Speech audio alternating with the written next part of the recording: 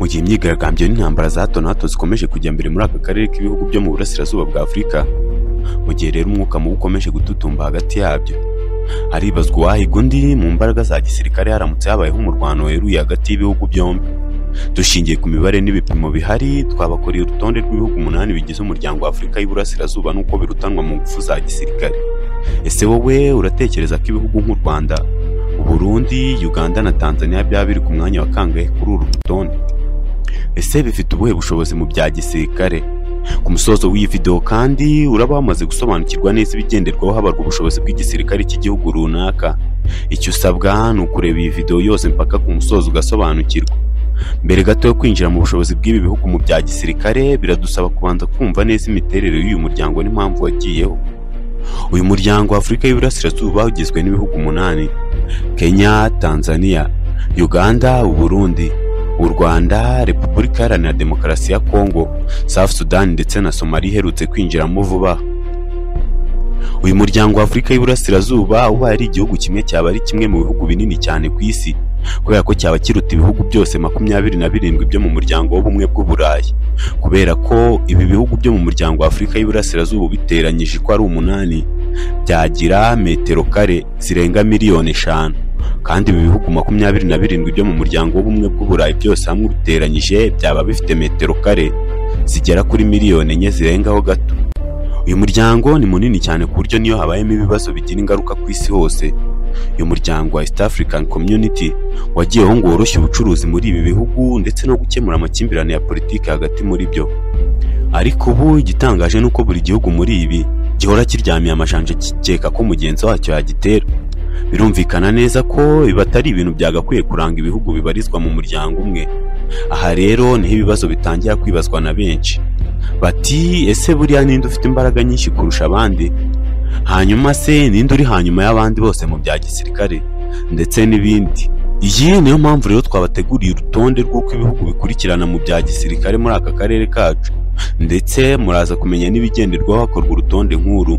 Ibigenderwaho hakorwa urutonde nk'uru ndetse n'abarukora uraza kubimenya neza muri ibi bigiye gukurikira. Hashingiwe ko hari ibihugu bimwe na bimwe bidashyirwa kuri uru rutonde bitewe n'impamvu ndibuze kubabwira, reka turebe urutonde rw'ibihugu 6 bikomeye mu bya gisirikare muri aka karere kacu, hanyuma ibindi 2 bitari ku rutonde ndababwira nabyo impamvu bitariho, nkubwire n'aho bihagaze.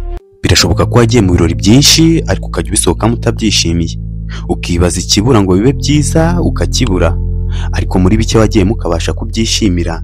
Nta kindi barushije abandi usibye ko babashije kumenya Legend Protocols.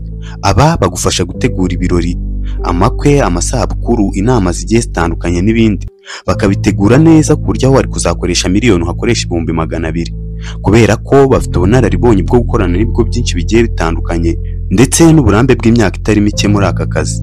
Ubakeneye ubahamagara kuri izi nimero 079 10 877 81. Nyamuneka korana natwe urinde igihe cyawe n'amafaranga. Ku mwanya wa 6 ari nawo wa nyuma turahasanga bucura w'uyu muryango, Somalia. Impamvu ari bucura nuko ari cyo gihugu giheruka kwinjira muri uyu muryango vuba aha mu mwaka wa 2024. Somalia nubwo ifite byinshi bivugwaho mu mateka y'intambara n'imidugararo, aho yayogojwe n'intagondwa za Al-Shabaab, ingabo z'iki gihugu ntizahwemye kwihagararaho, zanze gutsindwa burundu. Somalia ikaba ifite abasirikari 15,000, kikaba kimwe mu bihugu bifite abasirikare bake cyane ku isi, hamwe n'imodoka za gisirikare 628. Ibishyira iki gihugu ku mwanya wa 36 mu bihugu 38 byashyizwe kuri uru rutonde muri Afurika, ndetse n'umwanya w'142 mu bihugu 145 byose ku isi mu kugira igisirikare gikomeye. Muri Afurika y'Iburasirazuba naho nta gitangaje kuba iki gihugu cyaza ku mwanya wa nyuma mu ngufu za gisirikare, cyane ko kubirebana na gisirikare baba bacungiye ku bufasha bw'amahanga. Ku mwanya wa 5 rero turahasanga igihugu cy'abaturanyi cya Uganda. Igisirikare cyabo kikaba cyitwa Uganda People's Defense Force, UPDF mu mpine. Kibarizwamo ingabo 45,000 ziri mu kazi, zirinda abaturage barenga miliyoni 50. Igisirikare kirwanira ku butaka gifite ibimodoka by'intambara bigera ku 3,800 birenga, ndetse na burende 259. ibishyira Uganda ku mwanya wa 47 ku isi mu kugira burende nyinshi. Naho Ugandan Air Force, iki kikaba igisirikare kirwanira mu rya Kagoma cya Uganda, kikaba gifite indege 6 zirwanira mu kirere. Ibi byose rero nibyo bishyira Uganda ku mwanya wa 114 ku isi mu kugira igisirikare gikomeye muri uyu mwaka, aho ifite amanota ya Power Index angana na 2.4767 muri uyu mwaka wa 2025. Muri Afrika, Uganda ikaza ku mwanya wa 23 mu bihugu 38 mu kugira igisirikare gikomeye. Muri East Africa naho ikaza ku mwanya wa 5. Igihugu kiza ku mwanya wa 4 rero muri aka karere mu bya gisirikare ni South Sudan, nubwo bisa naho inganya amanota n'iki gihugu cya Uganda, kuko uru rubuga rwa Global Power Fire rutanga amanota ya Power Index angana na 2.4321. Ibi bigatuma Sudan y'Epfo itiza ku mwanya ubanziriza Uganda ku rutonde rw'isi, ndetse iki gihugu kikaba n'icya 28 mu kugira abasirikare benshi ku isi, kandi iki gihugu gituwe na miliyoni 12 zonyine. Abasirikare bayo bakaba bangana n'ibihumbi 200. Iki gihugu kikaba gifite burende 30 n'ibimodoka by'intambara bigera ku 1900. Bakaba bafite indege za gisirikare 20 zigizwe na kajugujugu 15, bakaba nta ndege n'imwe y'indwanyi bafite. Iki gihugu cyavutse mu mwaka wa 2011, hanyuma kibasirwa n'intambara n'imidugararo kuva ubwo. Gusa ibyo byose ntibikibuza kugira igisirikare gifite ingufu, ahanini bishingiye ku mubare munini w'abasirikare gifite, ndetse n'umutungo kamere nka peteroli. Ibi bikaba bimwe mu bigenderwaho na Global Power Fire mu gutanga amanota y'ibihugu runaka. Sudani kikaba igihugu cya 24 mu bifite peteroli nyinshi cyane ku isi. Aha birumvikana neza impamvu iri kuri uyu mwanya. Gusa ku musozo w'iyi video turarebera hamwe ibigenderwaho hatangwa amanota ku ngufu za gisirikare. Ku mwanya wa 3 mu bisirikare bikomeye muri aka karere kacu ka Afrika y'Iburasirazuba turahasanga Tanzania, igihugu nimero ya 3 mu gukomera muri aka karere. Tanzania kandi yabayeho icyitegererezo mu bya gisirikare muri aka karere kose, ko bwa mwarimu Julius Nyerere, byaba ari ugutanga imyitozo ikomeye ndetse no mu kugira ibikoresho bigezweho bya gisirikare muri icyo gihe. Kuva ubwo ururimi rw'igiswahili rurakoreshwa cyane mu bya gisirikare, ndetse yewe no mu ngabo z'u Rwanda. Uyu munsi Tanzania ifite ingabo 27,000 ziri mu kazi, gusa wavuga ko ari nkeya ugereranije n'abaturage barenga miliyoni 67 batuye iki gihugu. Nubwo bafite ingabo nke, ariko Tanzania ifite inkeragutabara zirenga 80,000 zose zishobora gutabara aho urugamba rwaba rukomeye. Bakagira ibimodoka by'intambara birenga 1000 ndetse na burende 62. Mu kirere naho ntibahagaze nabi, uko Tanzania Air Force Command ifite indege zose hamwe 39. Mu mazi igisirikare cya Tanzania gifite ubwato 12, bumwe bucunga inkombe zicungamiye ku nyanja n'ibice bizikikije. Ndetse iyo habarwa ubushobozi bw'igisirikare cy'igihugu runaka, hitabwa cyane ku mutungo kamere icyo gihugu gifite. Tanzania rero ikaba ikungahaye cyane ku mabuye y'agaciro ndetse na gaze hacukurwa ku bwinshi. Ibi byose rero nibyo biha Tanzania amanota ya Power Index angana na 2.0416. Ibishyira Tanzania ku mwanya wa 92 ku isi n'umwanya wa 15 muri Afrika mu kugira igisirikare gikomeye, bityo no mu karere kacu kikaba itisukirwa. Ku mwanya wa 2 turasanga igihugu gifite ubukungu buhagaze neza cyane kandi giteye imbere muri aka karere kose. Umurwa mukuru waho ucumbikiye benshi batunze arenga miliyoni mu madolari. Birumvikana umujyi nk'uyu utuwemo n'abakire ugomba kuba ufite umutekano uhagije kugira ngo bakore batekanye. Uyu mujyi ni Nairobi muri Kenya. Kenya Defense Force, KDF mu mpine, cyangwa ukacyita majeshi ya ulinzi ya Kenya mu rurimi rw'igiswahili. Iki gihugu kikaba gifite ingabo zirenga 50,000 zose ziri mu kazi, n'abandi 25,000 bahawe ikose rya gisirikare mu buryo bumwe cyangwa ubundi. Igisirikare kirwanira ku butaka kikaba gifite ibimodoka by'intambara birenga 4,000 na burende zigera ku 188. Ni mu gihe igisirikare cyabo kirwanira mu kirere, Kenya Air Force gifite indege 118 ziganjemo kabuhariwe 17 z'indwanyi. Naho mu mazi kikaba kidakanganye cyane, aho bafite amato make cyane arinda inkombe z'amazi. mu gihe ibindi bisirikare hano muri Afurika bigikoresha ikoranabuhanga rya kera ku bw'abasoviyete. Igisirikare cya Kenya cyo kiri mu bifite ibikoresho bigezweho cyane hano muri Afurika, hamwe n'ingabo zifite umwitozo ukakaye. Wabihuza n'ubukungu bw'iki gihugu n'umubare w'abaturage bacyo, hakiyongeraho na diplomasi ihagaze neza Kenya ifite, nibyo bihita bishyira Kenya ku mwanya wa 11 muri Afurika mu kugira igisirikare gikomeye, ndetse kikaba icya 83 ku rwego rw'isi n'amanota ya Power Index angana na 1.8135. Ubu noneho dusigaranye ibihugu bitatu ku rutonde rwacu, ari byo u Rwanda, u Burundi ndetse na Congo. Ese muri ibi bihugu uko ari bitatu, ni iki ukeka ko cyaba kiza ku mwanya wa mbere hano muri aka karere mu kugira igisirikare gikomeye? Muduhe ibitekerezo byanyu muri komenti tumenye uko mubitekereza. Mbere yuko tugaruka ku Rwanda n'u Burundi by'umwihariko, reka duhere ku gihugu cya Congo. Iki kikaba igihugu cyayegojwe n'intambara mu gihe cy'ibinyacumi bibiri byose. Ibintu byadogereye cyane mu myaka ya vuba. Imitwe ya M23 yongeye kubura umutwe mu burasirazuba bwa Congo, ibintu bituma igisirikare cya Congo kigaragara nkaho kidashoboye kubera uku gutsindwa, cyane ko baniyambaza ingabo z'amahanga ngo zize zibagoboke.